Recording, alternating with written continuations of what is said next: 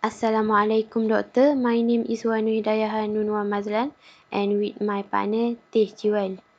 So this is the simulating design for modulated AM. So here we have carrier signal, message signal, and we have constant that need to add it at message signal part. So we need to add the constant and message signal part. So we put the adding block diagram, and we need to multiply the message signal summation with the carrier signal. So modulated signal is the multiply block diagram. So if we run this, so this is the carrier signal waveform that we get, and this is for message signal waveform, and this is for modulated signal waveform. So as you can see, the modulated signal waveform is the combining of carrier signal waveform and message signal waveform. So this is the modulated signal waveform that we get. So this is we have three scope here: carrier signal waveform, message signal waveform, and modulated signal waveform. This is the scope block diagram. We need this to show the waveform at each signal. Thank you, Doctor.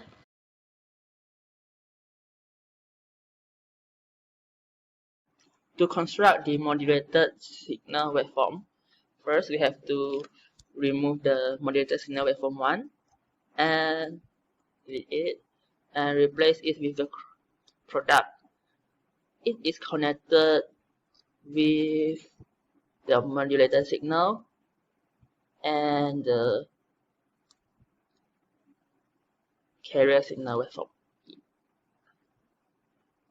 Then it is connected with the modulated signal. The output of the product is connected to the modulated signal, which is transfer function block. The transfer function block is also act as a filter. It will filtering out the ripple and make the graph smoother. And finally, we connect the demodulated signal waveform, which is a scope. And now we can run it,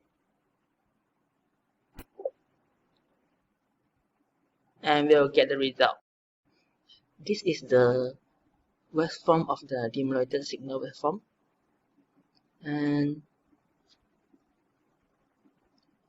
there are so many ripples at the waveform, so that we can add more filter.